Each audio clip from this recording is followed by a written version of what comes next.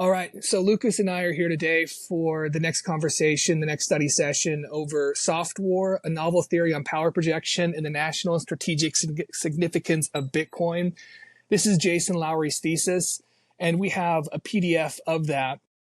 So this is the fifth conversation, I believe. We've had an introduction and then a few chapters before that. So to really back up and then we'll walk into it, kind of the core argument of the thesis is something like Bitcoin represents a soft, as in a non-kinetic form of warfare that could be used to counteract the dysfunctions of abstract power hierarchies that emerge in digital age society. So there's a lot of terms in that, and we've learned some of those terms up to this point. Two conversations ago, we talked about power projection tactics in nature. That was chapter 3. There's a lot there, but essentially what emerged is that physical power projection is used to determine resource allocation within a dominance hierarchy for pack animals, a sort of pecking order to determine who gets breeding and feeding rights. Physical power is used within that dominance hierarchy in order to determine those feeding and breeding rights in a decentralized, zero trust, and permissionless fashion. Then we moved on to the next chapter, which was power projection tactics in human society. And there's a continuous line from animals to humans. And indeed, Lowery draws it from inorganic matter to organic matter, single cellular, up to animals. The whole story is an evolutionary story. It's very fascinating. So last time we talked about power projection in human society on a continuous line from animals. And in the same way, human society begins using physical power projection also to determine humans are pack animals. So we have the need to allocate resources within the pack. We have a dominance hierarchy. We also, just like animals, use physical power to determine feeding and breeding rights within that hierarchy, a pecking order of who gets what, a sort of property rights system where property is defined by who is willing to project power over it. However, humans have the ability to think abstractly, which leads us to have a theory of mind and to empathize with our other kin and also with other animals. And so we want to avoid physical violence. And so in an effort to avoid physical confrontations, humans develop belief systems in which a story is told that centralizes power and that creates kind of a ruler and a ruled class, with the thought being that the ruler dispenses permission to access property and the ruled class simply wants to avoid physical confrontation, so they buy into the belief system. In turn, they get a dominance hierarchy that doesn't employ explicit physical violence. They don't have to challenge somebody for resources. Instead, permission is allocated to people based on rank within that abstract power-based hierarchy. It's called abstract power because it's not physical power. It's not real-world strength or intelligence. It's simply determined by kind of the rule set of that abstract power-based hierarchy, like a religion or a government, which dispenses permission to people to access property within society, the feeding and breeding rights, kind of broadly stated. Abstract power-based hierarchies, we learned, are easy to construct. All you have to do is believe in them, and so they scale quickly. We get nation states as these big stories that are told based on abstract power. Someone buys into them simply by believing them. But we learned that abstract power-based hierarchies have problems. They tend to consolidate centralized power and so become oppressive over the people within them because it's kind of feeding and breeding rights are determined by rank, by kind of arbitrary allocations that don't correlate to strength and intelligence, that don't correlate to merit. And so over time, abstract power-based hierarchies tend to become centralized and oppressive, and so foment revolution from within to break them up by people who are fed up with the arbitrariness of power, or to encourage invasion from without, because abstract power-based hierarchies, by avoiding physical confrontation, also tended to self-domesticate the people that bought into them because it wasn't meritocratically selecting for power, for strength or intelligence. So the story that we learned was physical power became necessary even for humans who have developed these ideas of abstract power-based hierarchies to break those up. So now we move into chapter 5, power projection tactics in cyberspace. So the title kind of sets up what's going to be the problem. Cyberspace is this new realm. It's immaterial and non-physical. How can you project power into a immaterial and non-physical realm. So Lowery starts off, we get some fascinating histories within this section, including a history of computing. So I have no specialized education in computer science or anything like that, so I'll do my best to walk us through this, kind of omitting things that are interesting but extraneous to kind of telling the narrative that's going to get us to the thesis of this section, which is that Bitcoin is a novel form of power projection within cyberspace. So the history of computing that we start out with, though, so computers, broadly speaking, right, computers are named after their function. They compute and not their form. So computers can take many different forms. And we have this development of computers over time to a sort of abstract state where machine code is developed that converts computing from a physical machine process to an abstract design process. We replace like these gigantic computers that are lever pulling or feeding cards into them to computers that are run by a semantically and syntactically rich language of code. Basically, we develop the ability to speak to machines and they can speak back to us in our own language. So software emerges as an abstract belief system within this. It's not a physical thing. It's a form of top-down belief-based control of hardware, essentially. Software, it's kind of analogous to, it is an abstract power-based hierarchy that controls hardware.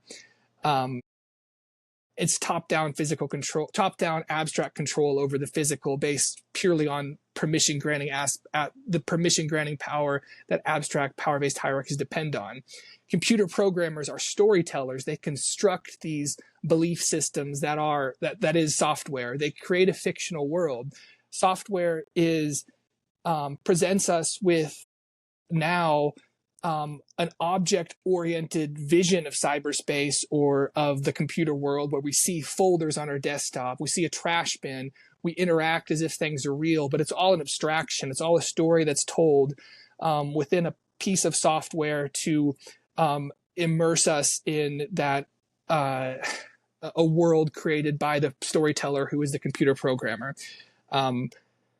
So software generates or is an abstract power-based hierarchy. We can see this in like Facebook, Google, Twitter, Amazon. The admins over these systems have sort of like God King rights to determine how things function within the system, how the resources within those systems are allocated, etc. Software. So we're really interested. We're entering an age. Cyberspace is obviously immensely important to us. We have digital resources now, not just physical real world resources to be allocated. Those who control the software typically control how they're like the centralized power that dispenses the permission and controls the dominance hierarchy about who gets what digital right and the property, who has control and custody over digital rights, digital property. These digital resources, most broadly stated, digital resources might be like the computer itself, the data, our data in the computer, which can be sensitive financial data, or the data about how we interact on something like Facebook, which creates a behavioral surplus that is, then sold back to us as monetized advertisements. So our data is something very valuable, and it's a type of digital resource that is controlled by an abstract power-based hierarchy: Facebook, Google, Twitter, Amazon. Musicians and artists obviously have digital resources in the form of their artistic products, access to financial system and banking. These are like digital resources online. So an abstract power-based hierarchy is based on creating a belief system where others are required to get your permission to do something or to exercise control over a piece of property. And that's what software does. Lowery is telling us, is in the narrative of this section, is so that we come to see how software is an abstract power-based hierarchy. It is a form of storytelling. But as an abstract power-based hierarchy, we see the emergence of the same sorts of problems we saw earlier relating to abstract power-based hierarchies in human societies, like religions and governments. I'll read a quote here from Lowery.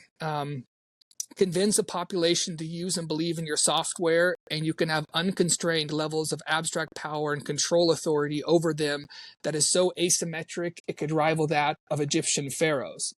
So we see then the development of the two types of problems with abstract power-based hierarchy. There's the oppression from within and the possibility of invasion from without, from external sources. So the oppression from within, abstract power software as an abstract power-based hierarchy centralizes power, gives the god king admin rights to certain a ruling class that is the owner or the proprietor of the software or whatever, the operator of the software. These people then have permission granting powers. They can ban, surveil, control, debank. They can run social experiments on us, A/B testing by presenting us with different versions of the software to learn behaviorally how we react and thereby learn how to control us. They can censor, they can term things misinformation, they can engage in sort of algorithmic manipulation of what we see, they can steer how individuals even make sense of their of objective reality, because that ends up being an extension of our abstract knowledge that we gain through Facebook and Twitter. We then use that to interpret the real physical world. So there's that impression from within that can occur when we have these softwares that centralize power as an abstract power-based hierarchy. There's also invasion from without, weaponized misinformation, troll farms, bot farms, Sybil attacks, denial of service attacks, hacking epidemics, often involving nation states. These software bad actors can attack them, and we're kind of powerless to that because we've been self-domesticated within the software. We've given up all enforcement control and power, ability to use power to the admin controllers of the software. There's also a sort of modern empire building because software is transnational now. They have Facebook operates in other countries, as does Twitter. So there's this consolidation, centralization of power that makes us subject to oppression and possible invasion in the forms that I've mentioned. So software, only like any abstract power-based hierarchy, it depends upon logical constraints in order to kind of establish a rule of law within that software and grant permission and establish the dominance hierarchy over the digital resources. But logical constraints have lots of failure points because software is a very complex thing with many different emergent behaviors. There's many possible hazardous states that are often not identified. There's also a software culture Lowery describes of abstraction, because the way that software engineering has developed is that we have these incredibly complex coding languages that are abstracted to make them easier to use, which leads to a loss of information by the person manipulating these kind of higher level abstracted forms, which again renders software as kind of having these emergent states that can be hazardous and unpredictable and so manipulable. Of course, also there's just the fact that Facebook, Twitter, Google, they're centralized, and the admin is the god king again, who can just change things as they want. We've seen in the past too, in the other chapters, when physical power is not used, populations become domesticated because they depend upon the software or the abstract power-based hierarchy to determine all of the disputes, and strength and intelligence are not rewarded and so not employed. And here we're confronted with the obstacle that it seems impossible to project physical power into cyberspace, to discipline these abstract power-based hierarchies, to break them up, to decentralize them, to get us to stop them from oppressing us, to protect them from invasion through Sybil attacks, denial of service attacks, etc. I'll read another quote from Lowery. With the way the internet is currently architected, users operating in cyberspace are automatically domesticated, as the architecture necessary to project physical power to physically constrain belligerent actors is currently missing, in parentheses, at least it was before the invention of Bitcoin. In the past, with human societies, warfare as a form of physical power projection was used to decentralize. We stood up to oppressive god kings, killed the pharaohs or whatever, abstract power hierarchies became less oppressive. We transitioned from monarchies to democracies, but it seems like physical power is not available in the same way in the realm of cyberspace. So this is really Lowery's big point. Software is going to give rise to soft war. We need a cyber warfighting protocol to enable warfighting within cyberspace, something that will decentralize, now allow us to project physical power into the cyberspatial realm, the virtual realm, to decentralize, rebalance, and constrain oppressive software, which are abstract power-based hierarchies that are consolidating power. If a software protocol is not adopted, entire nations could become subservient to, quote, an elite technocratic ruling class, either domestically or from a foreign power. So Lowery really wants to talk about Bitcoin, for more abstractly speaking, whether it's possible to have something that will project power in, from, and through cyberspace. He uses that phrase in, from, and through a lot. So it's kind of probably interesting or important to grab onto that and reflect on what that means. But what does it mean to project power in, from, and through cyberspace? Well, we do have current physical power. We have some physical power constraints that are like Bitcoin related that preceded that. You can remove USB drives to prevent people from stealing data. You can carry encrypted keys in access cards. You can have air-gapped networks. But these forms of physical constraint of the virtual or software don't constrain others' computers. And they don't constrain the god kings to which we have bought into their abstract power-based hierarchies by downloading their software and entering into Facebook or Twitter. So what is the key? Proof of work is the key. And Lowery talks about proof of work kind of aside from Bitcoin initially, but he's really, I think, focusing on Bitcoin, and that does, I think, become evident. He does talk about Bitcoin directly, but proof of work is the important part for this section. Without specifying Bitcoin up front, he puts the challenge this way, quote, "There is a strategic imperative for nation states to be on the lookout for the development of any kind of open source physical power projection protocol which empowers people to physically constrain or, quote, chain down other people's computer programs in, from, and through cyberspace. A protocol like this would be of national strategic significance because it would represent the discovery of a globally adopted physical security protocol for cyberspace and an unprecedented new cybersecurity capability." So that's the national strategic imperative. That's what he's looking for, something to chain down other people's computers in, from, and through cyberspace. This is something that, as he's going to talk and develop, is a way to bridge the cyber world and the real world. He quotes Saylor to open a portal between these two different realms, a bidirectional influence between the virtual and the real. He then talks about this electro-cyberdome, Bitcoin as an electro-cyberdome piece of security. I think it's helpful to visualize it that way, because that's going to give some mental traction onto this idea of what it means to have a form of power projection within the cyberspatial realm. So imagine like a dome or a wall between your computer and other computers. All spam and incoming control signals are then rejected unless they have a proof of work receipt, a proof of having expended energy in order to validate and get permission. So the features of an electro-cyber security dome within cyberspace is that it would be a passive, like a wall, non-kinetic, no force displacing mass, non-kinetic. That's what it means. It's not a bomb blowing up. So there's no bodies on the ground, no physical harm.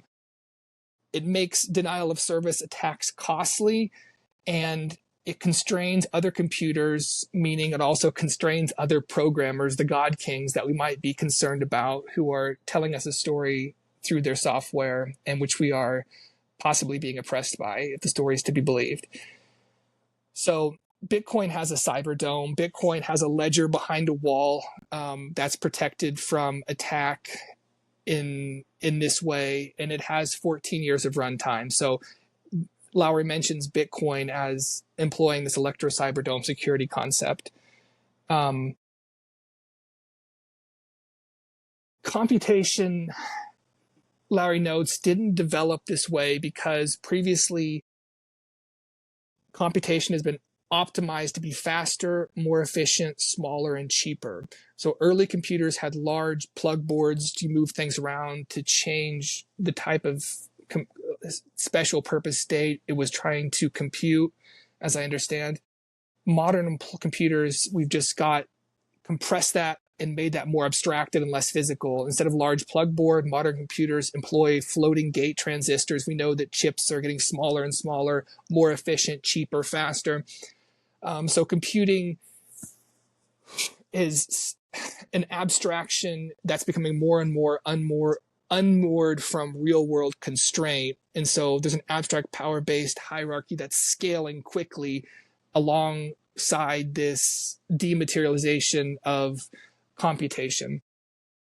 So Lowery asks, what if we thought about reverse optimizing to make computation, to make it larger and more energy intensive? And then this brings on a really interesting idea, and I'll try to do the best I can to flesh it out, but there's a lot to it, which is Bitcoin as a planetary computer, as a way to chain down the virtual and cyberspatial realm and open a bidirectional portal between what is virtual and what is real, what is abstract and what is objective, to change both, and for the better, as I think we'll see. So what does it mean for Bitcoin to be a planetary computer? I'm going to kind of radically condense this, and we can expand upon it in conversation. It represents a process by which the world's power grid, roughly speaking, is converted into bits of information. Society, our whole agrarian society, becomes part of the internet's hardware. So again, a process by which the world's power grid is converted into bits of information. Real world physical energy converted into bits. It changed the cyberspace. This has the emergent impact of chaining cyberspace to the real world. Again, opening a portal and changing the nature of both cyberspace and real space in a bidirectional way. So the thought is the internet, by chaining it down to the real world, to the power grid, to energy production, is going to change cyberspace to make it physically scarce, instead of kind of spam abundance, copy paste. A software admin can do whatever they want, and it can replicate something as many times as they want. We're going to have physical scarcity imported into the cyberspace realm. It's going to be decentralized. It's, again, a planetary computer, pieces of the planet, a planetary computer based in the power grid, pieces of which are controlled by different nations and persons and entities, not run by one God King granting admin rights to computation. It's also going to be zero trust. The internet now will be zero trust. You don't need to rely on a trusted third party for permission or access. Anybody can participate in that power grid, plugging into converting energy into bits. This would also have a metacognitive impact. People will change the way they perceive cyberspace, perceiving it not as a manipulated dream state that you don't really understand what's going on under the hood. Instead, you're going to see it as something maybe more real. So, but it's also bidirectional. Once the virtual is chained to the real by chaining it to our power grid, the real world is going to change as well. The power grid is going to be built out. New energy tech is going to be developed because energy efficiency is going to be important. Innovations to help people provide more energy in order to convert them into bits. And it's also may affect even our belief systems, the way we interact with the world. There's a lot of conversations about that, about a fiat mindset versus a mindset once the real world is tied to the virtual, and they're both shown to have scarcity and made more real by a proof of work protocol that connects the two. So that gets us to Bitcoin. So in talking about, up until now, I've been trying to just talk about the cybersecurity dome as like abstract proof of work or whatever. Within Bitcoin, Lowery begins by first, what I think is a really important point for his argument, that coin itself within Bitcoin is an arbitrary semantic designation. So that we call it a coin has a monetary significance, but doesn't it's just an arbitrary way that it's one way that we've talked about one of the possible uses, but it's in Lowery's estimation, Bitcoin is not primarily a monetary protocol, but rather a bit power protocol, which is the term he prefers instead of coin. Bitcoin is bit power. Bit power represents the real world cost of solving proof of work, physically costly equations. Bit power represents state changes occurring outside of our computer that are converted into bits on the computer. So within bit power, quantities of power are drawn from the planet. The power is then converted into bits of information by hashing machines, and bits are abstracted as coins. But again, we could refer to them as bit power. So that's different than traditional software in which bits are not derived from real world energy expenditure, something that's provably costly, but are instead kind of the dream hallucination or story that is told and controlled and manipulated at will by software admins. Bit power in this way, Lowery believes, could become the foundational layer of the internet because it is chained to the real world, physically constrained and decentralized. And the bottom line is that for the first time, people appear to have discovered through proof of work how to project physical power in, from, and through cyberspace by converting global power itself into bits. So again, that's the problem. How do you project physical power into cyberspace? And proof of work is what Lowery thinks does that. In doing so, you don't have to rely on an abstract power-based hierarchy with logical constraints, because that leads to oppression and invasion. Instead, we have the ability to project power into the physical world. Lowery said in a tweet that if he could summarize the book in a single sentence, it would be, Bitcoin isn't just a new form of money, it's a new form of warfare. So that's soft war. That's the new form of warfare. Bitcoin as a novel form of cyber warfare. And here, I think brings in the other interesting aspect of Lowery's thesis is that it's a solution to kinetic warfare. So Bitcoin as soft war creates a non-lethal equivalent to warfare that's going to have the same emergent benefits of traditional warfare, which is, again, to break up or discipline abstract power-based hierarchies through a zero trust, permissionless, and egalitarian way of projecting power, instead of relying on permission granting rights from the ruling class, the God King admin who determines who has control of what digital resource.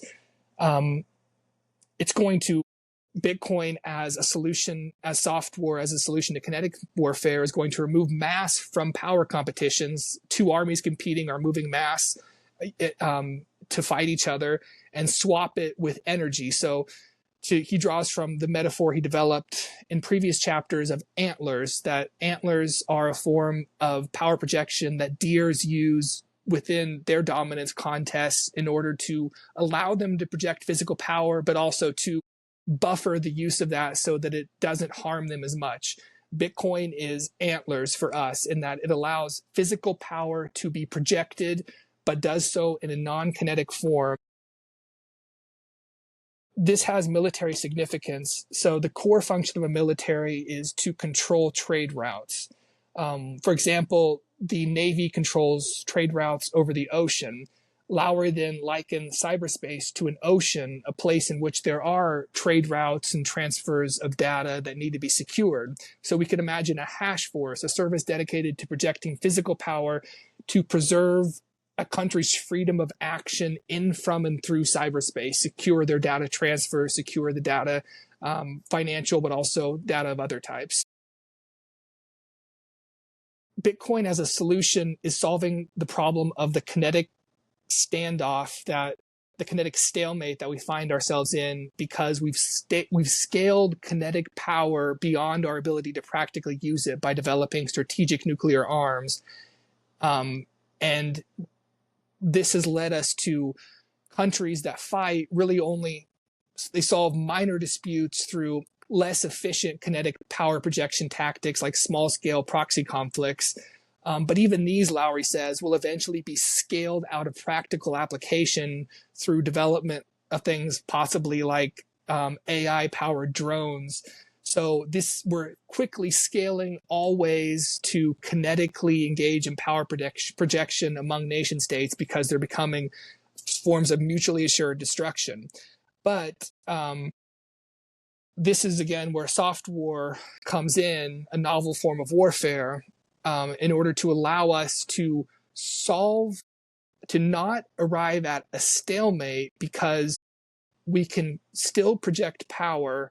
It bypasses that kinetic power paradox, because Bitcoin in proof of work allows for infinite scaling. You can keep on plugging more and more power into it without loss of human life. It also is not a stalemate because it allows for winners and losers. To quote Lowery, in the past, okay, quote, "The more society tries to avoid war, the more they must adopt systemically insecure, trust-based, inegalitarian, permission-based cooperation systems like abstract power hierarchies, which tend to break down and lead directly back to war."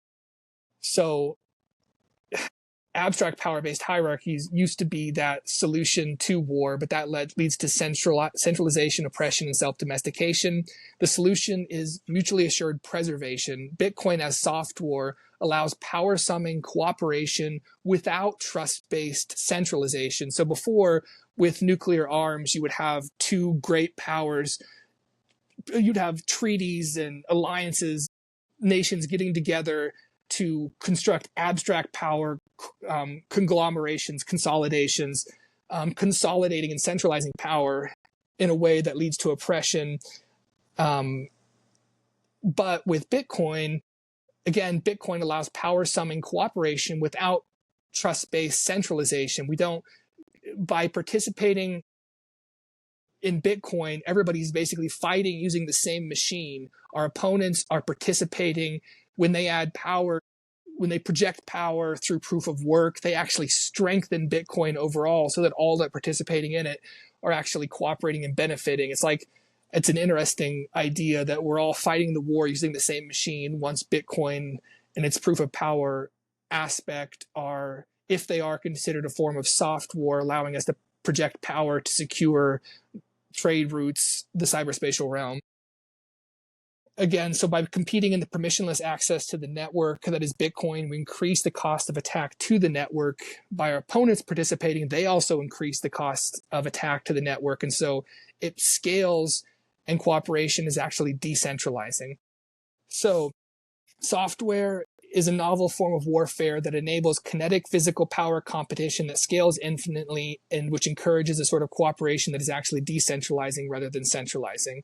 I think that's roughly where this chapter ends, which ends the theoretical part of this book. The next chapter is going to move on to, I believe, concrete recommendations that if we accept this thesis as true, that Bitcoin is a novel form of power projection, enabling this sort of cooperative summing of even our opponent's power in this version of soft war. What are the policy recommendations? So this, again, so Lucas, I know there's a lot there, and we both, of course, read through this, worked through this, thought through this. But I definitely, as I mentioned, I left things out that were of interest in order to try to just tell the straight through narrative. But I think that's the best I can do for this chapter. And again, just to say, the best I can do, and I don't think that this chapter is like digressively, it was bad in some sense, and that it's too digressive or whatever. The grounded theory methodology encourages this kind of layering of these different types of thought and the use of memos that are then compiled. So there's a lot of information that's coming into here, and that's one way to put it together the way I just did, I guess. The grounded theory methodology provides a lot of vectors of attack for the idea, so that when we discuss this idea, because he is coming at it from so many different directions, from biology, from human sociology, human society and psychology, warfare, from all of these different angles, it strengthens the final summation of the idea, right? Where you've got support for it on all sides from everything. But it does make the process, like what a laborsome process to do this. And he mentioned in the methodology, that there's like an inherent fear when you're using a grounded theory methodology, because it's like, you know, there's so much that I can draw from. The world is my oyster, but then that becomes what I think is the inherent flaw of abstractions applied in cyberspace, which is unlimited choice. So, unlimited choice to defend the idea here, but getting around to why we're talking about proof of work and how it ties the physical realm to the abstracted cyberspace realm is that when you enter into that realm, because we removed the physical component of the computing process, and we made general purpose computers, you no longer had to create these specific use machines. What the computer could do was only limited by the imagination of the person programming it. And I think we really see that in the world that we see of abstractions applied to cyberspace, where it truly became, what is the most imaginative thing that I can do?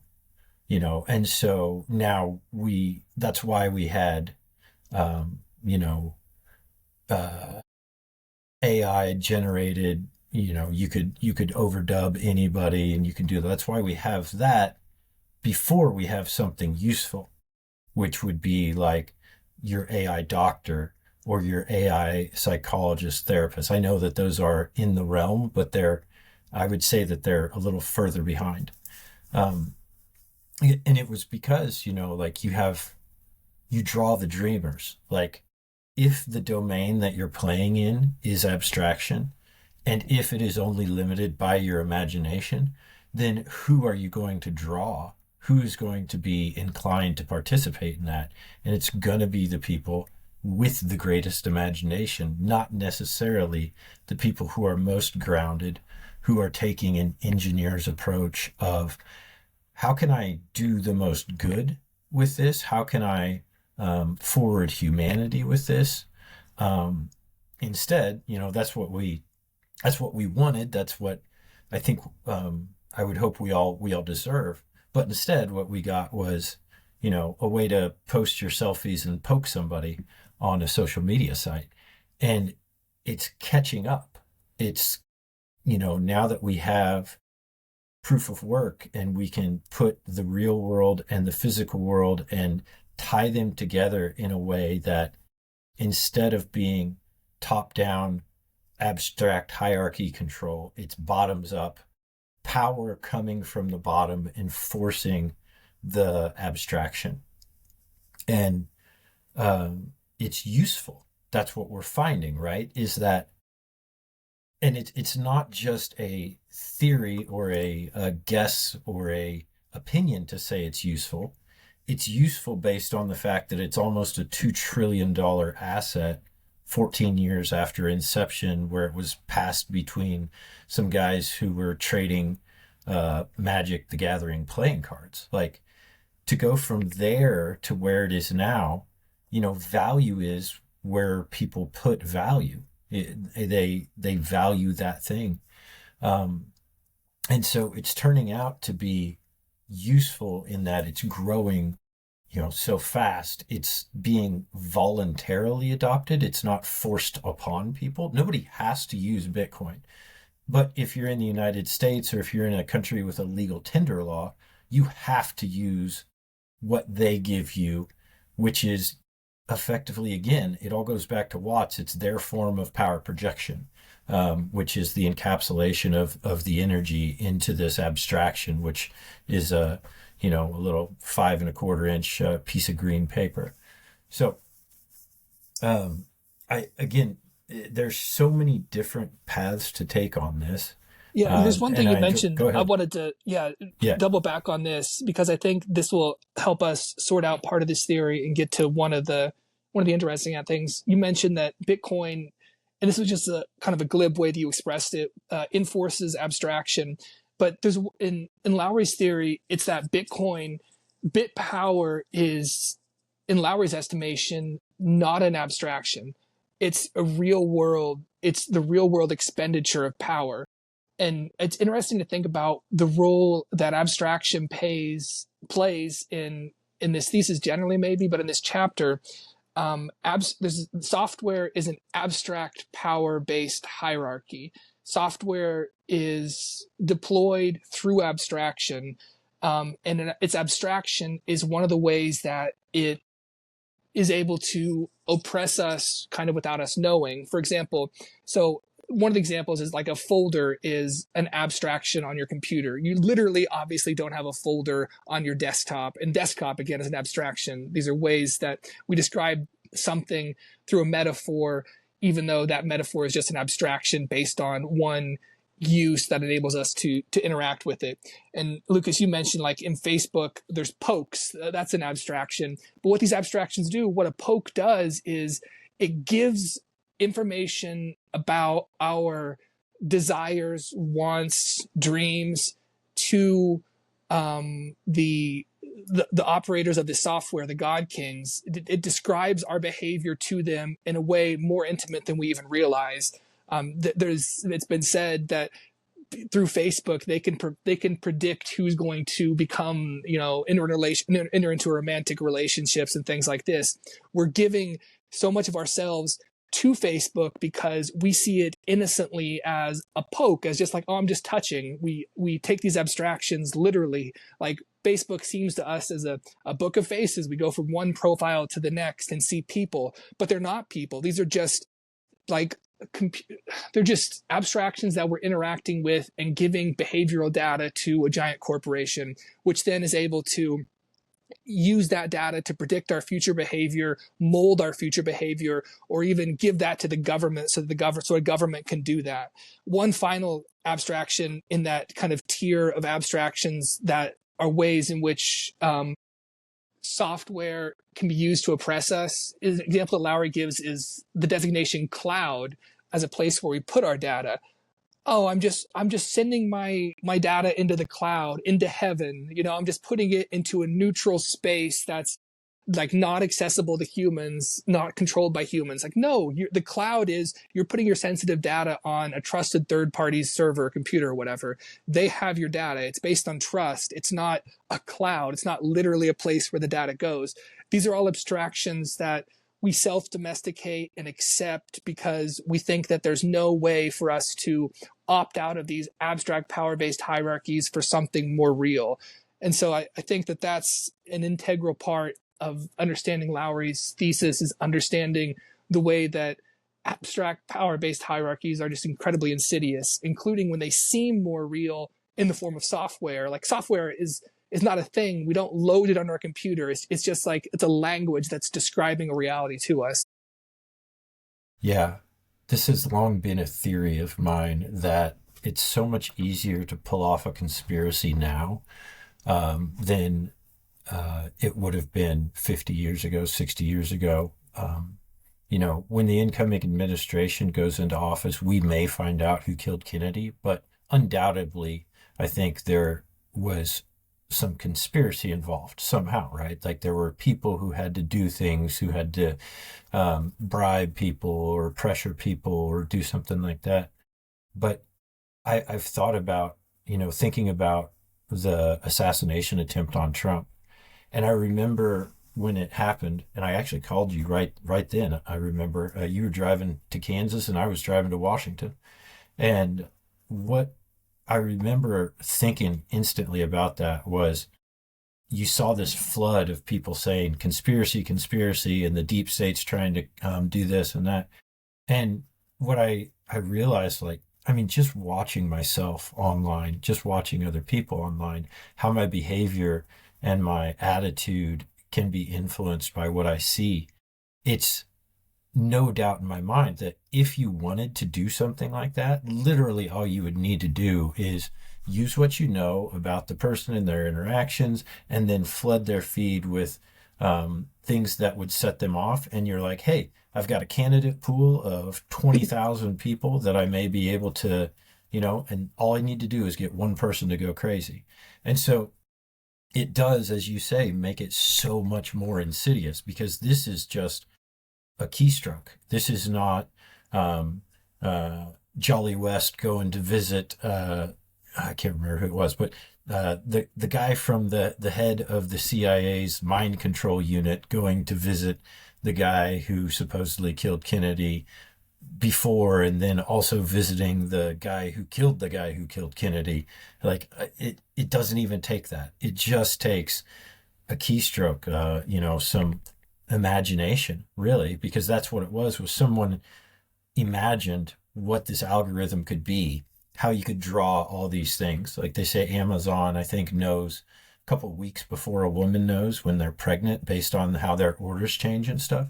And 6 years ago, I sat and I heard one of Amazon's marketing people talk about how they had over 2 million data points on every single person who shopped there. And I'm sure it's probably an order of magnitude more now. And so as they continue to refine that, then yes, it comes back to it's trust based. Like you just have to trust that they're not going to use that for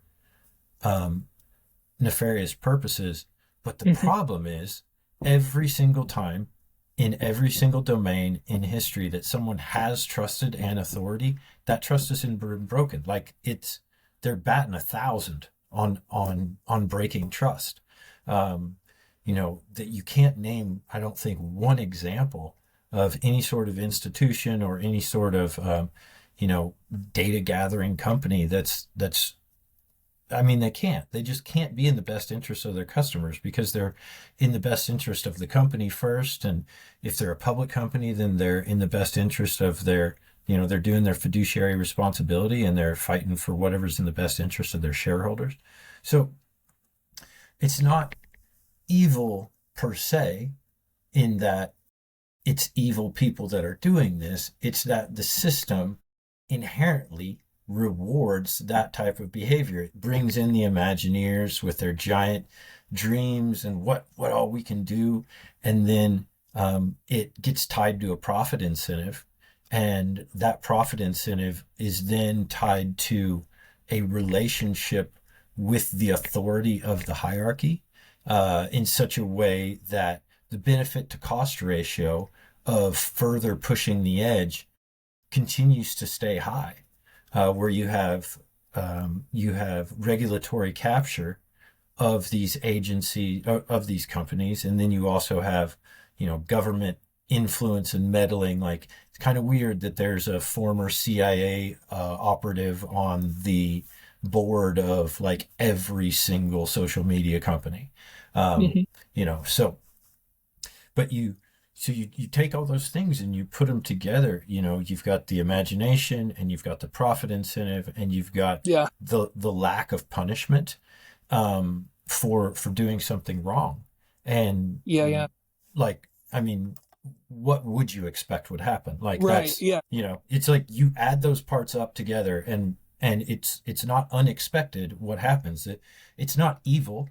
Definitely. It's a system that produces this evil, that if we take this system to a new domain and we're able to tie it to a benefit to cost ratio that is reasonable, then not only does it halt the option, like it's not just do we remove the reward for insidious behavior, it's that simply by removing the reward for insidious behavior, we insert a reward for cooperative behavior and aligned incentives, where the more people who put bit power to the network, the better it is for every single person, and not proportionately.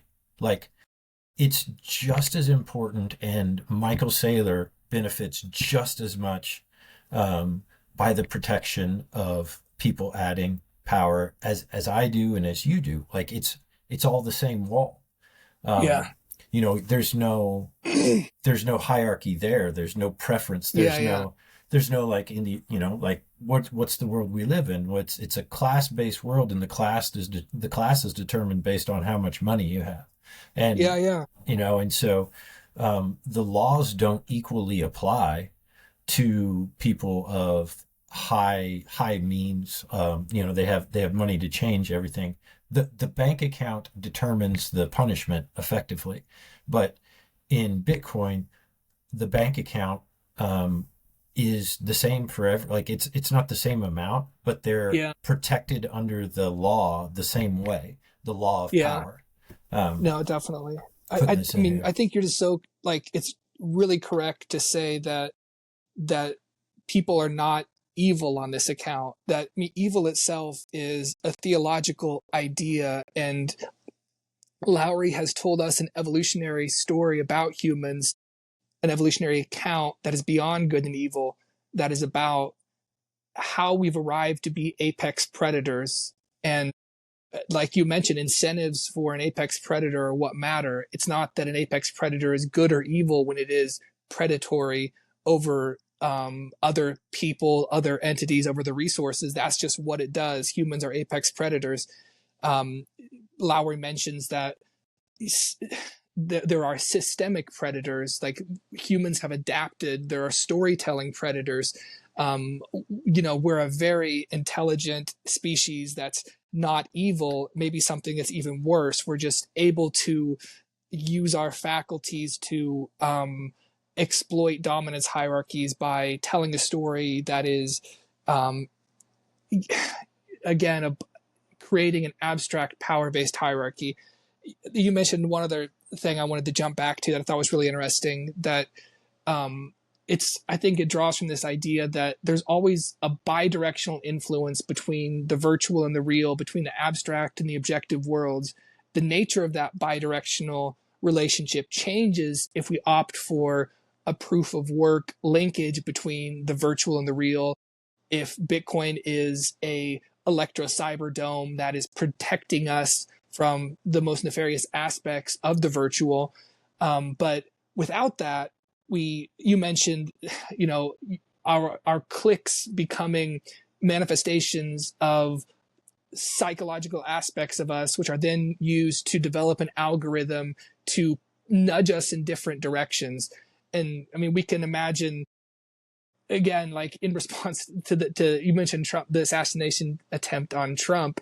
It's not too, one can construct conspiracy theories where people are nudged into assassination attempts, because like software admins, god kings can so perfectly create an abstract software environment for a person that becomes their objective world. They see a political figure demonize that this person is the next Hitler or whatever, and then that bleeds back into the real world. And the abstract, again, this bidirectional portal, the abstract world that is completely created and controlled by centralized software is then dominating physical reality too. And so it's this incredibly um, malevolent phenomena to have a cyberspace when we are an ape that tends to confuse the abstract and the real. Yeah. He does such a good job of not only pointing out that flaw, but of pointing out why that flaw exists. And like it would exist anyway, but he gives the reasoning for so anybody who learns how to code can code. And there was such a high demand for people who wanted to code that you didn't have people who were grounded in principles of computer science, who were kind of understood that system security. So again, so all the way back to power projection, what's the most important thing for a country to do?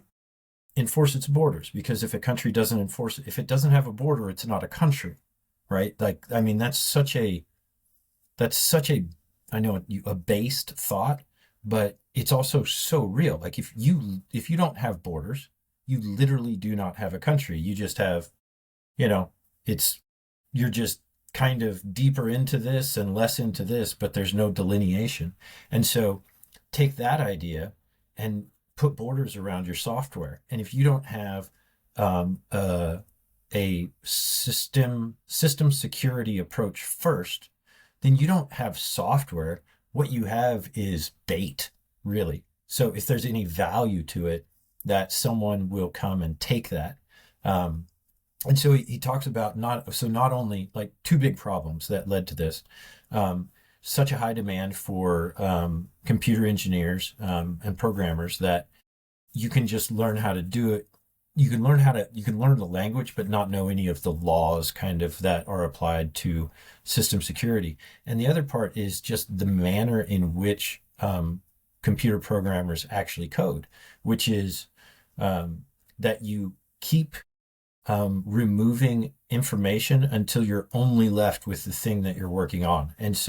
And I did a little terrible coding for a little bit, so I understand this concept, which is that it's just Russian nesting dolls, where the clear final thing is like this is the text that you see, and then here is like the way that or here's like the font that it's in, and here's the color that it's in, and here's the size that it's in, and then here's the way it appears on the screen. Like, is it wide, or is it tall, or like, is it in a column, etc. So, and it makes sense because you're trying to focus, you're trying to work on this one thing, and to have all that other information is very distracting. And so what you do is you create all of these different components, all these little Russian nesting dolls, and you only work on one at a time. And because software engineers are very, I was going to try to think of a very fun word for this,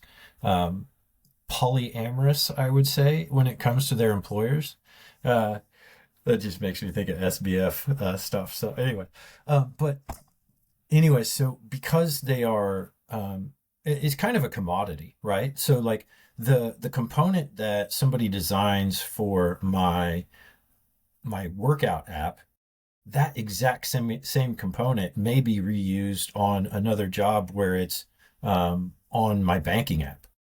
And if there's a flaw in the one on this app, then there's a flaw in the other one. And so it becomes where one problem can spread to many different products and open up tons of different attack vectors, where it's like, it's not just a hole in the fence.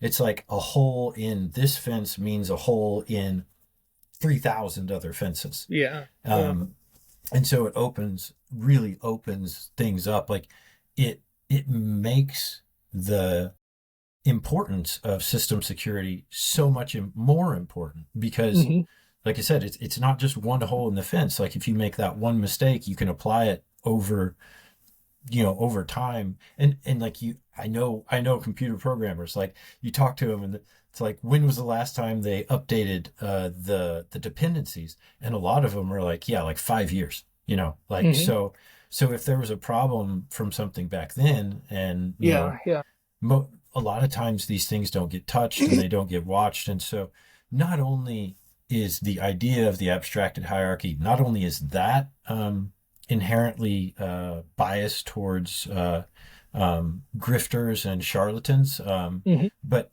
it's amplified so much. And by the way, we saw that, like we see it right now with all of the other types of cryptocurrencies that come out, where they're all, not all, I know that there's some good or some intentional, maybe honest attempts there, but a lot of them are just literal rug pulls. Like it's literal charlatans and grifters trying to make money on people. And this brings me to what I think is so interesting. So he talks about how the brain is inclined to produce false positives. And what that means in a walking along the woods, seeing a stick, is that it keeps you safe, right? Because you see the stick and you think it's a snake because you want it to be a snake, because you want it to be, or you want to err on the side of caution. So you want to believe, right? You want to believe that thing is a stick, because believing that thing is a stick keeps you safe. Here's the problem. When you apply the same propensity for false positives to storytelling domain instead of a real world domain, when you apply it to the abstract domain, what that does is it makes us want to believe the story. Yeah. And Yeah. so we're inclined to be taken advantage of by Right charlatans and on. grifters. Yeah. Like, we want to believe that. And it's the greatest joy of being human, is to believe in a story and to feel what it is and to be moved by it. But also in the abstract domain, it turns from being a protection mechanism to a threat vector. And like, it opens us up, and it's so wild because it's the thing that keeps us safe in the real world, makes us vulnerable in the world of abstraction Yeah. and storytelling. and Right. and those beliefs, they are the reality that we have. The first thing that you'll do at a Tony Robbins seminar is a belief busting exercise, where you attempt to do something in order to shatter the walls that you've built around your life, whether it's, accepting Nice. responsibility for these things, or you're like Yeah. walking across fiery coals, or, things. When you do one thing that you didn't believe you could do before, it breaks everything. It breaks Hmm. your whole world of perception. And so there's the cryptocurrency grab, which is just grifters and charlatans on steroids. I watched the other day, there was like a 10-year-old kid who creates a shitcoin and streams it live, and then rug pulls everybody in like 10 or 30 minutes or something. He made like $30,000. Like a 10-year-old kid. He's like, just doing this for fun, right? And people want, they see something new, they want to believe in it because Yeah. we have that false positive predisposition. But Yeah. so there's that side, but then there's also the theft side. Like, that's like, I don't know if you call it legal theft, but it's somewhere, it's at least in a gray area. I think that somebody should have every right to create a coin in their own name and put it out. If you buy it, that's your fault. I'm Yeah. not here to protect you. You're not here to protect me. But the other side of that is the cybercrime. We talked about it, how that, that componentizing structure, and the propensity for computer engineers to not have a good basis in system security. It leads to problems and vulnerabilities that are amplified across the system. They aren't kept in one spot. So he said, Yeah. so cybercrime is to exceed $10 trillion by Right. 2025. And $10 Yeah. trillion is a interesting number, because $10 trillion is what Michael Saylor has in his presentation to Microsoft for how much of the world's wealth effectively is lost through decay every year, which is Yeah. to about $10 trillion. Yeah. And so it's fascinating because it's enough to motivate people to seek a different domain, to take the Sun Tzu approach and take the field of battle to somewhere where you can win. It's like, it doesn't take long to look at this system. And Nikola Tesla did it at the end of the 19th century, somewhere around there, 1890s or early 1900s, when he theorized this form of electric competition Mhm. as the future of warfare. Like, back then, we still had like cannonballs, and we were maybe, we were shooting shells and stuff too. Yeah. But we had yet to go to large scale, nuclear. 50 years from then, we had nuclear war, but you could foresee that, and it doesn't take much to sit and think and go, okay, if we are going to continue to raise the amount of power projected upon the other side in a competition of power projection, we will eventually reach a point where there is so much power being projected that it cannot be used, because it would obliterate both sides, and you will reach this stalemate. Like, that makes perfect sense.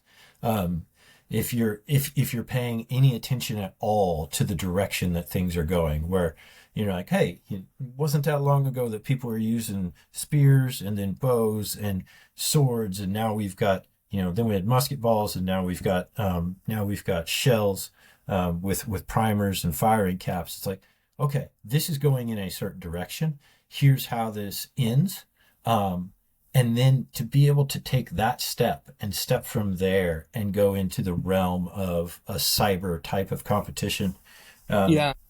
it's so cool. Like it's this way of using first principles to just tear Yeah. literally everything down and go, what actually is this? And so I don't use the word war anymore when I think about this. Whenever I see war, I replace it with, power projection competition, because war is so much like a sport, right? You've got Hmm. uniforms, and you've got, the coach that's in charge, and you've got the guys that are the grunts, and you've got the special forces or whatever. But all you really have to do is put a grenade in the quarterback's hand, or put an AR in the batter's hand, and you've got war. Like Yeah. it's just a competition. Who can exert more power, right? Who can, Right. right? Like, I mean, No. Yeah. No. And it's absolutely. I think you're right to redesignate war. Lowery, that's the reason he gives us an account of what he calls primordial economics, because war fighting has this really negative connotation. People don't want to accept the thesis if they think that Bitcoin is a form of violence or something like that. But if Bitcoin is just an extension of primordial economics that we are subject to by virtue of being evolved and evolving beings, then we can see, like, we're going to have to keep on scaling the cost of attack to us along with the benefit of attacking us. That is, that in Lowery's language, the prosperity margin we have, the amount of resources that we're accumulating, we have to scale the cost of attack along with our accumulation of resources, or else we become a honeypot, right?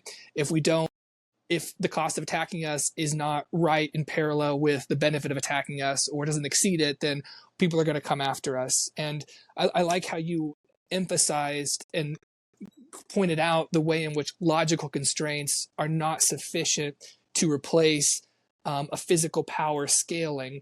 We can't just put, I mean, because like naively people could think computer code, like that's logic, right? It's an if-then statement. It's something that it's mechanical.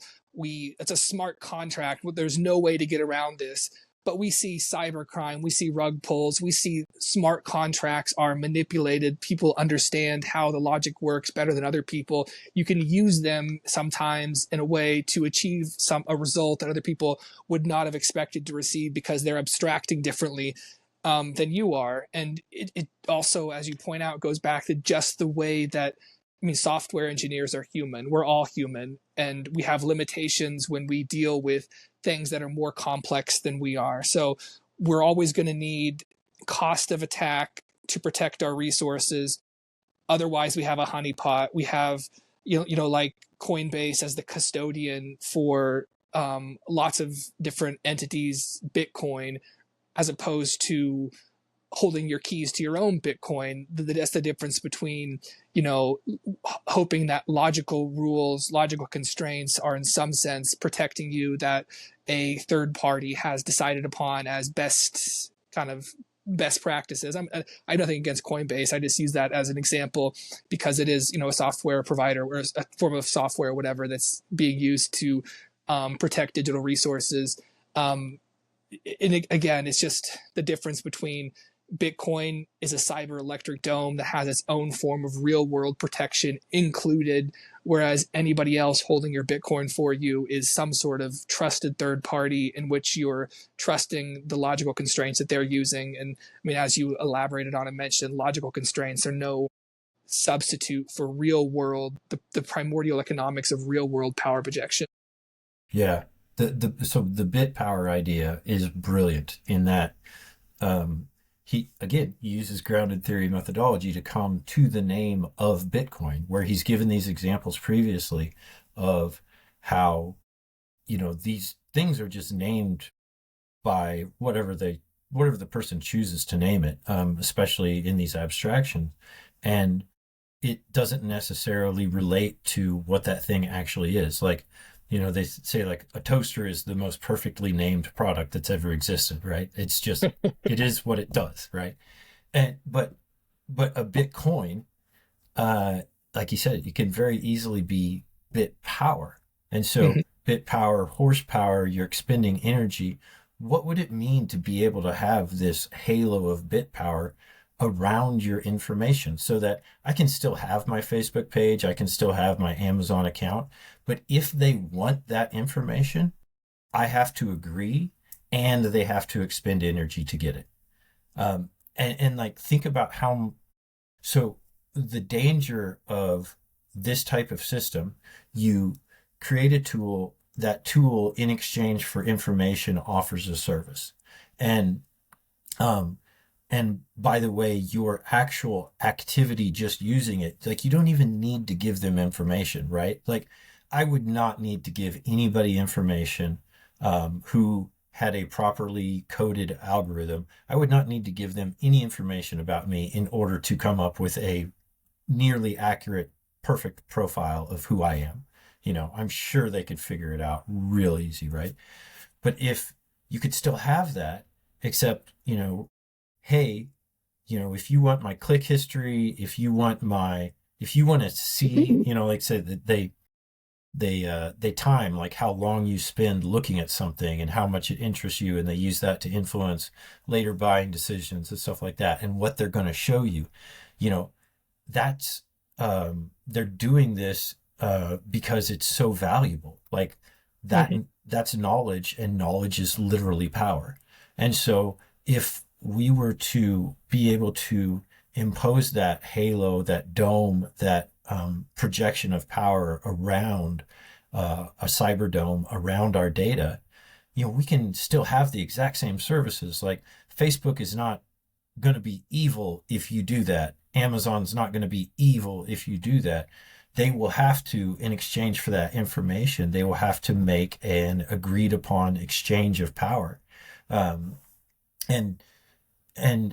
the power of those algorithms. I listened to a podcast, and I think I told you about this, with the founder of Patreon, who had been a musician, and he started his career traveling up and down the West Coast, playing every place that he could find and not making any money. And then he just started putting some songs on YouTube, and he gained traction, and he started making like a lot of money because people were subscribing to his channel.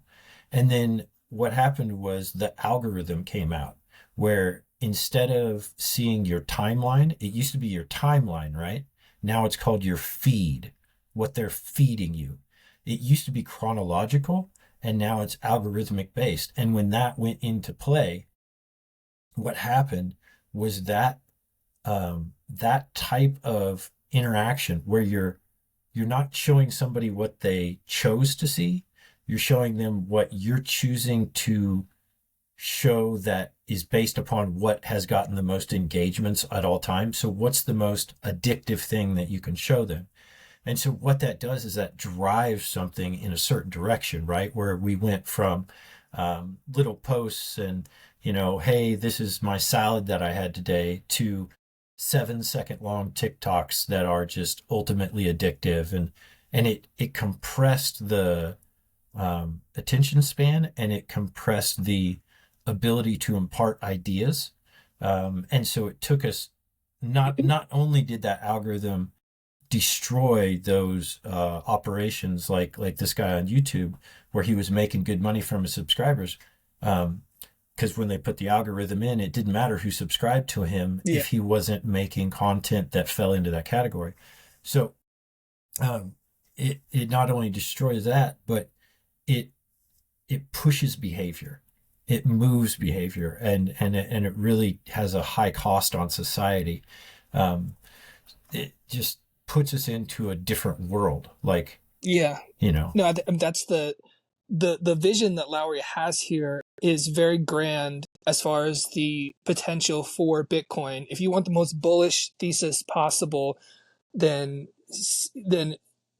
take Lowery at his word that Bitcoin will be a new bit power will be a new foundational architecture for cyberspace. It will be the presumption for what is real in the virtual realm, a new way to build on top of it an internet that doesn't have the type of algorithmic theft, or whatever you want to call it, algorithmic manipulation, that you mentioned, in which people have presumptions that the cyber realm has a natural law akin to the real realm of scarcity and uh, things like that. I forget the other aspects he mentioned, but just the idea that essentially importing gravity into the virtual realm, binding it with natural law akin to what happens in three-dimensional space, physical scarcity being one of the most important, protection from spam and denial of service attacks and all these things, costliness to action essentially.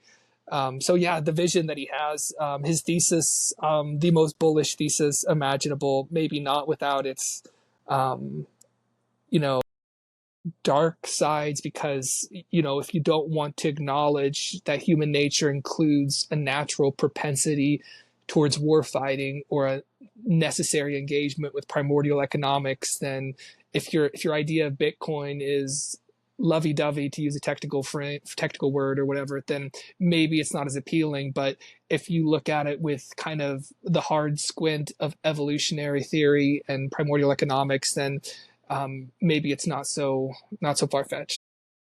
Yeah. It's um,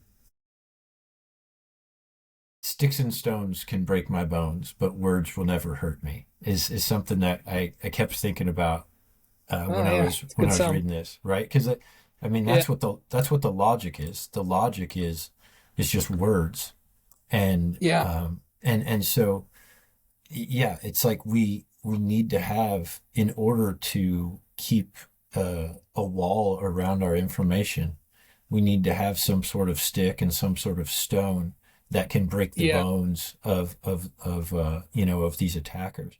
And if you think, yeah. like, the largest companies in the world are information technology companies, and so Hmm. all of that value is value that they have taken, um, that they, their value is in the information. Their value is not in the product. Their, the information um, informs the product, and Yeah. makes the product even more addictive for robust in engagement.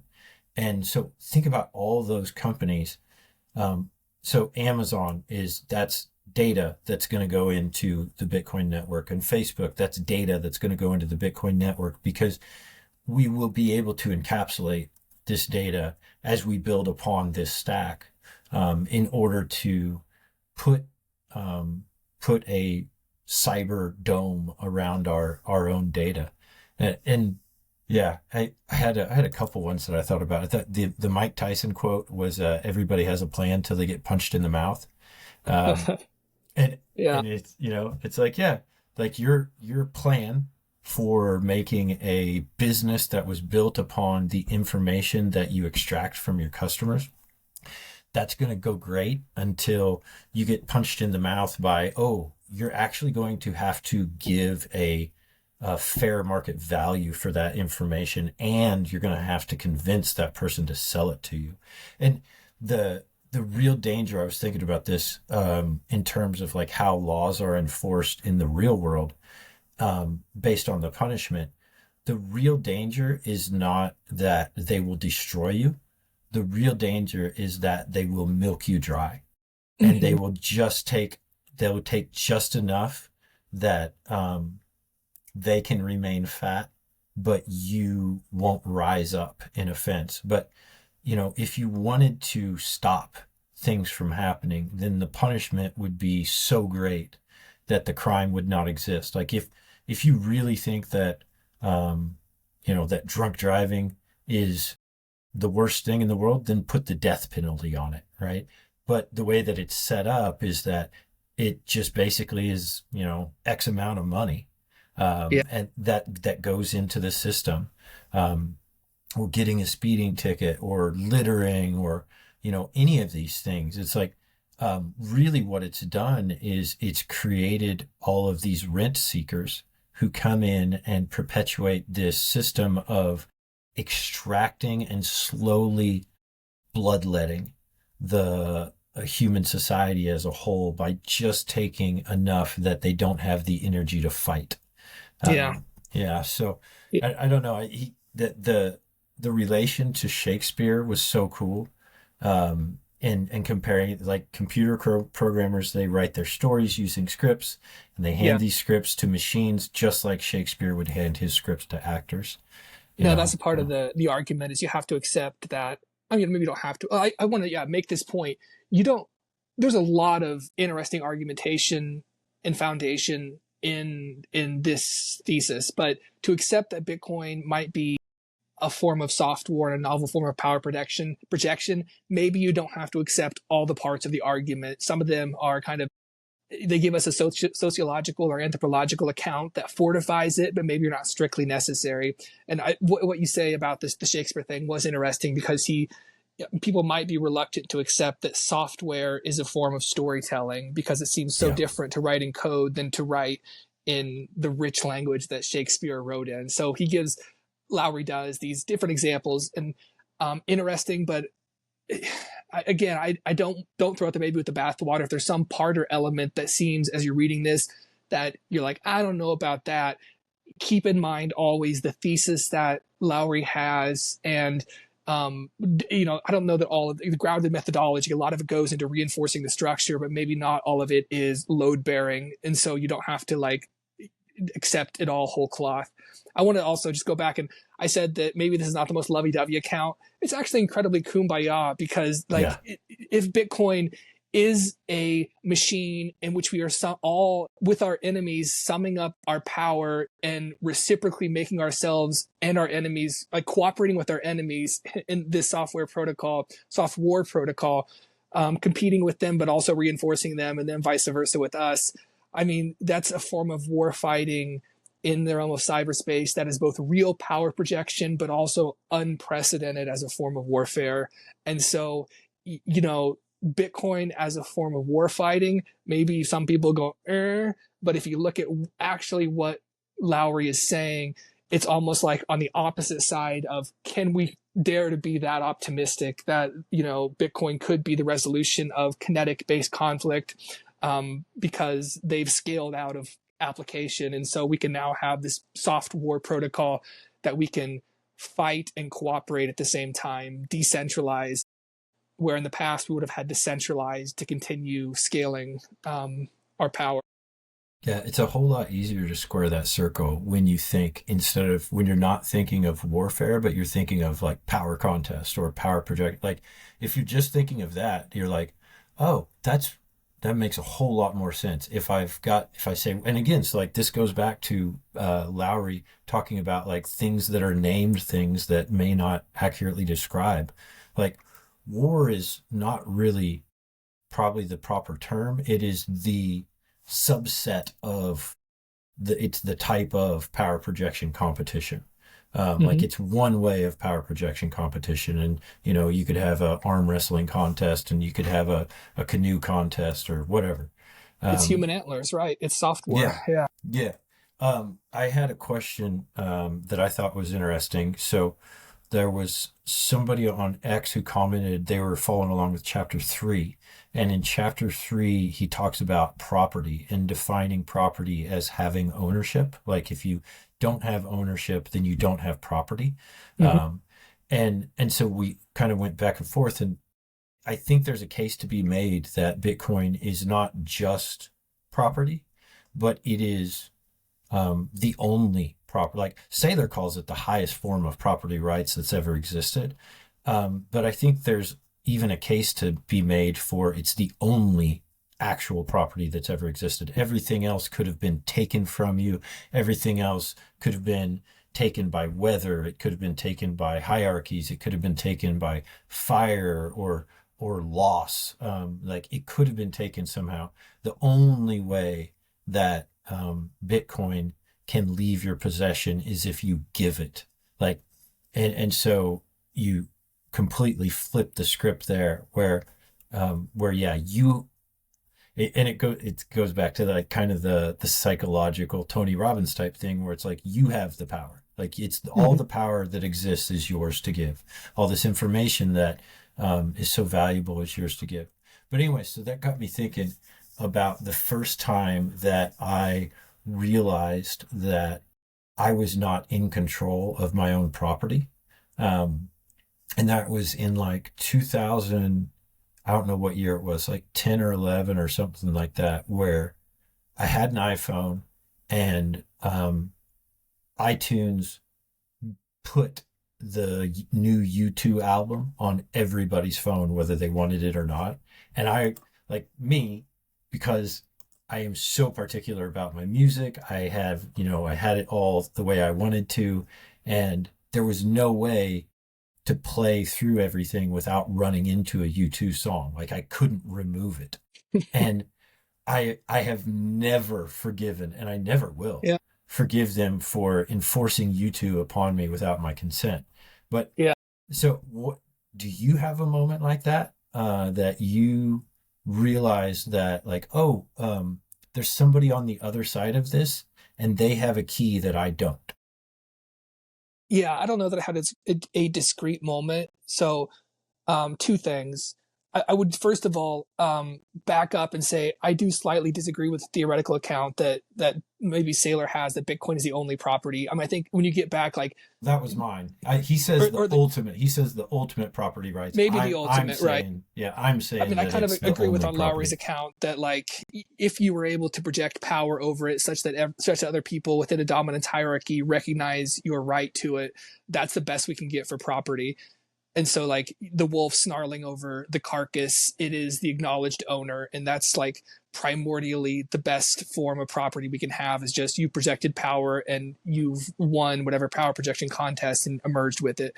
But as far as like, I mean, it's interesting the question you ask, like, as things have dematerialized, they've lost that tether to physical reality, that thing chaining them to the real world. They've lost that scarcity, and which seems like a good thing. Like, oh man, all these Spotify gives me access to all this music and all this, and how great.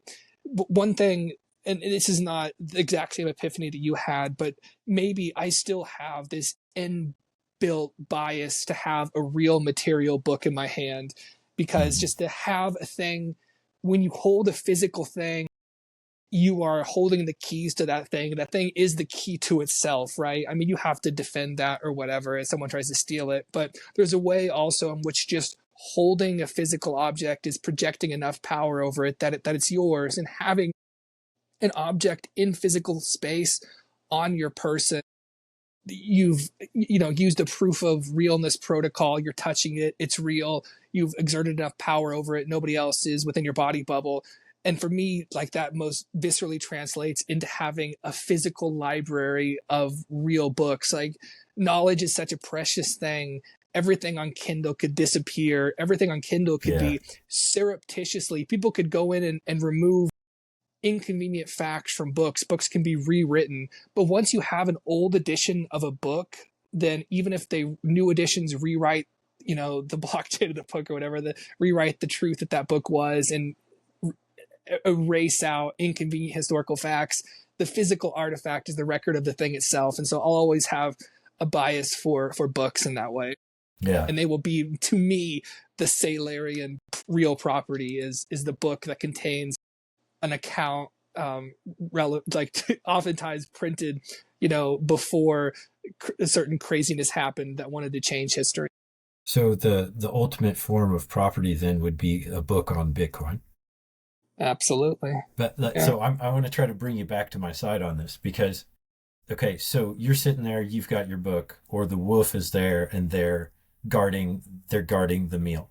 However, in both instances, really what is occurring is that you have a temporary claim, but someone else with a greater amount of power just has a delayed claim. Like, at any time, if they want to enact that power, then that property becomes theirs. That book becomes theirs. That food in front of the wolf becomes theirs. It's a very tenuous and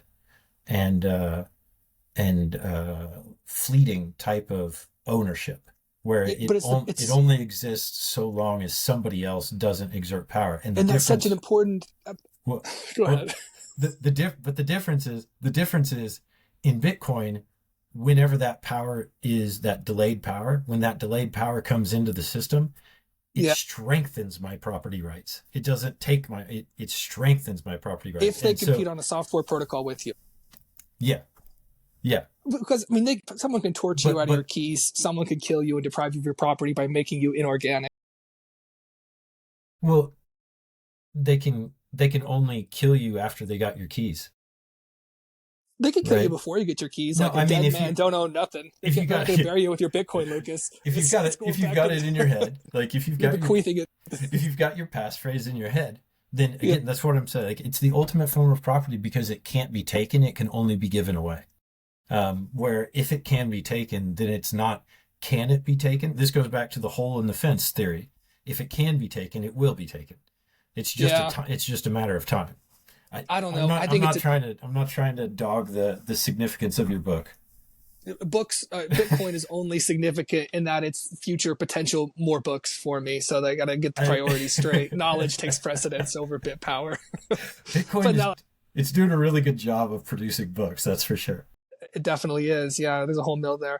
But I would just say like that qualification on property that it can be taken from us is an important reminder to keep present that we always have to defend our property. And so don't self-domesticate and think that something, even with Bitcoin, don't self-domesticate to the point where you think it's going to defend itself. You have to have presence of mind to not broadcast on social media that you have a certain amount of Bitcoin. You have to take all sorts of precautions in the real world, and like that's an important qualification of property, that you have to be a wolf. You have to be ready at all times to die for what you truly believe is yours, I guess. And I think that that's a good thing. We're all Yeah. wolves here. I'm a wolf in my books, so Nice. Yeah. I don't know. I'm a sloth. one other thing I think we should mention. Another thing I think we should mention is, because it's an interesting aspect we didn't even touch on, is the critique of proof of stake. Oh, yes, please. This is like And so yeah, I hate proof of stake so much. well, and I've not looked deeply into it, but this embodies any intuition I had without looking deeply into it, where it essentially, like, I want to pull up this, how he says this, because it's good. Essentially it comes down to like proof of stake. He really says that like proof of stake is proof of imaginary power. It's proof of rank. It's the embodiment of an abstract power hierarchy. It's plutocratic by designating purportedly say or voting rights or whatever it does to certain groups by the amount that the protocol purports to say they have at stake, but which is ultimately maybe unverifiable because there's an Ethereum foundation. Again, I have nothing against ETH, and I don't know much about the protocol. I've seen some crazy, those like, what is it, Always Sunny in Philadelphia, where that the crazy characters got that conspiracy theory backboard, like all those papers on the wall, and he's like gesturing. There's that meme. Like I saw the roadmap of ETH kind of looked like that to me. It's like it just gave me a headache to think that like they're going to execute this perfectly. The verge and the splurge and the purge and the. Yeah, again, I got nothing against the power to them, but it's a good critique. Lowery has, I think, a good critique of proof of stake. At least if people want to maintain that it's the same as proof of work, it's not that. It's not the same. It's proof of, as he says, rank within an abstract power hierarchy that's been designated by the Ethereum Foundation as having certain logical constraints or something like that. Yeah, it doesn't work. Like it just, this is, and I will blame Vitalik Buterin for this, because he was like the guy who originally, I think, started like the Bitcoin meetings at Stanford, and he dedicated a lot of his life to Bitcoin, and you can't get to that without understanding proof of work. And it doesn't take anything more than 15 seconds to look at the difference between the two of them and go, oh, one of them is a pasture with a hole. Like one of them is inherently prone to being corrupted. And and that's just the rule that we have to remember here, is that if something can happen, it will happen. It's a matter of time. And so that threat, and by the way, the more people that believe in that, the more people that join that community and add value to that network, the faster it accelerates that attack, because then it becomes the benefit to cost ratio for doing the honeypot grows. It just keeps going up and up and up.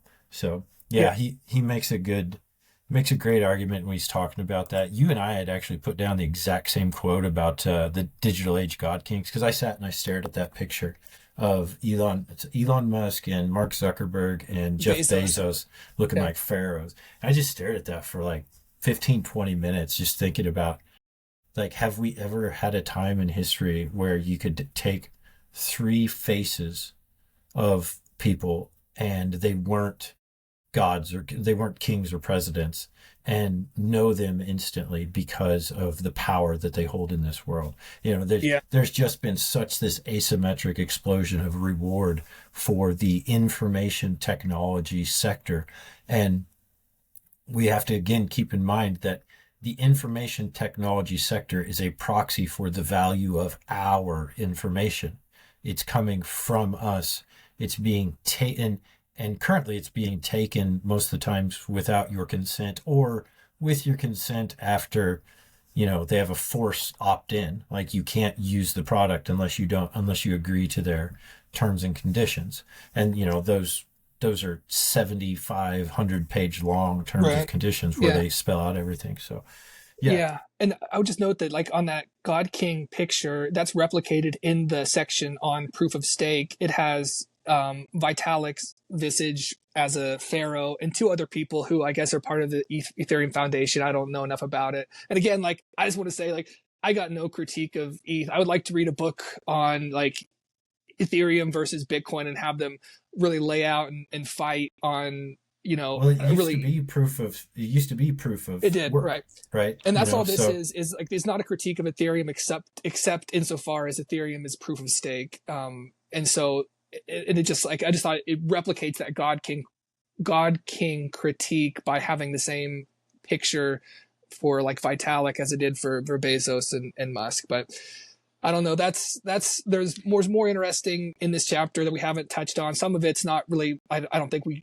benefits talking about. It's kind of like historical stuff, like the progression of proof of work from Adam Back to Hal Finney to Nakamoto, like how it developed and things, like really interesting historical accounts that you can see in this thesis or in other places. But I mean, not really. Like, I don't have a disagreement or a comment upon that. I think we hit the major points that are kind of intellectual interest beyond historical record. yeah, I think we covered it pretty well. I think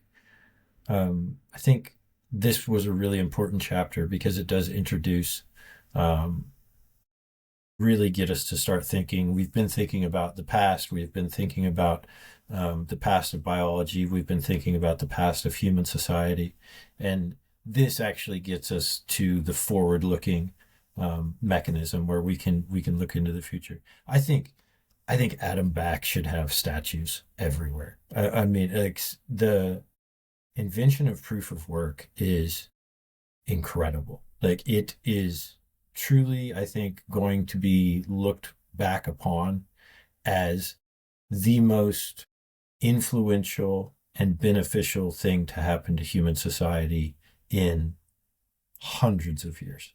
Yeah. If not, I think that, yeah, I just think like if Bitcoin is something that can literally benefit every person on Earth, because every person on Earth suffers from the same problems when it comes to trusting their bits of data. Um, so if it's something like it, I think there is a case to be made that proof of work is the most consequential discovery in the history of man. I don't think that that's taking it too far, although fire was probably a really good one because it got us to the point where we could create Bitcoin. Yeah, Yeah, but I mean, yeah, as far as the historical progression, though, like, getting finding an answer to the double spend yeah, Byzantine general problem, like, it's progression. It's not just SPAC doesn't get a statue. It's a as a lot of innovations are, a progression of brilliant individuals who innovated, added to, and had the courage to create and put out. yeah. I wonder, I got to thinking about this when I was reading it because Lowery's in the military, which is a abstract power-based hierarchy.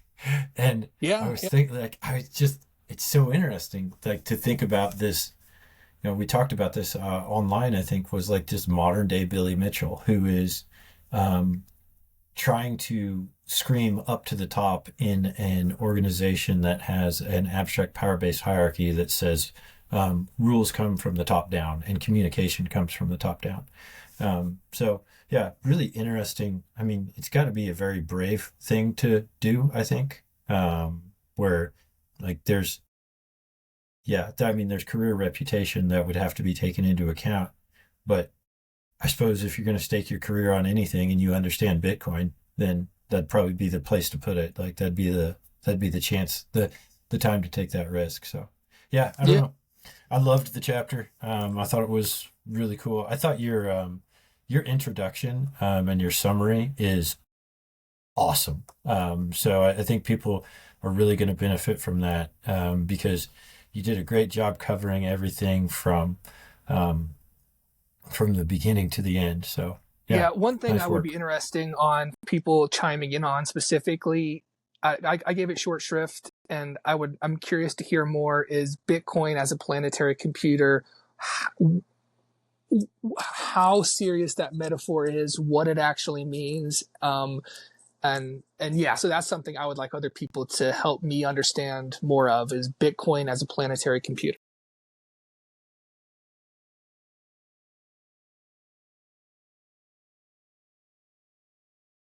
Basically, it's like the first computer. It's a weaving machine developed in France in like a hundred some years ago. Um, and it was so it's a loom and it's got all the spools of thread and it has these cards that have holes in it Right. and they are fed into the machine and the nature of the pattern on the holes determines the nature of the color of the thread that you see that's slung back there by the block. And I watched this thing. I watched a YouTube video of it, and it's literally a computer. Like it is 100. Like it's just punch cards, and you think about the first computers that had punch cards that you put. It is 100% a computer. And then to think that we went from that to what we have today, and in 100 years, is Mm-hmm. mind-boggling. And so anybody who has doubts that we will be having conflict in cyberspace, like take a look at the trend of technology and where it's going, and it has become asymptotic, where it is reaching this, if we talk about the singularity, the basically it's like the point where we can no longer figure out what's going to happen because everything is going to be so cyberspacey. Like that point, I think is just going to happen so much faster than people think. And we've reached that. So yeah, if we're going to be globally tied to cyberspace, just I guess give credence to the idea that cyberspace will be the place where we hold our competitions and our battles and it's where we hold our value because our value is what we're going to project power um, to protect those resources. So yeah, but the Jacquard machine it was just the coolest thing. That's been my funnest. The thing that I enjoyed learning most was watching that Right on. video and just seeing that old like it's just making a rug. But yeah. Anyways, Yeah, no, it fascinating chapter.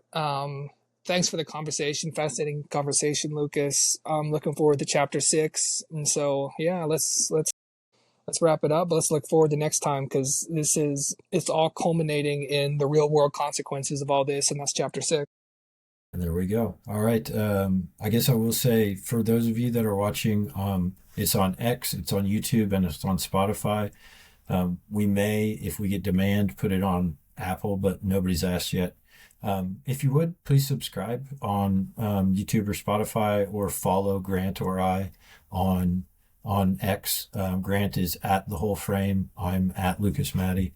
And we really enjoy and we're really thankful for the amount of attention that this topic has gotten because it's been a way for us to have really good in-depth conversations that we both wanted to have, but it gives us skin in the game knowing that there is an audience to it. So it gives us a reason to really up our game and do better. So doing better for us, doing better for you. We thank everybody. And Grant, yeah, awesome. I'm just loving your summaries, man. Killer conversation. Right on. Yeah, definitely great conversation, Lucas. Appreciate Alrighty. See you guys. it. Yeah, later.